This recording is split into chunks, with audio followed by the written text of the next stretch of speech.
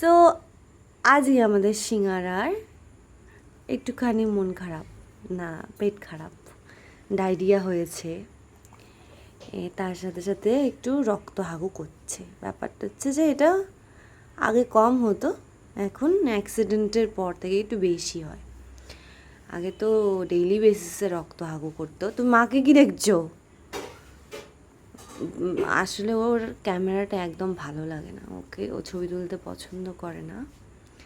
তা আগে খুবই রক্ত হাগু করতো, এখন সেটা কমে মাসে একবার দুবার হচ্ছে। আজকে সেই রাত।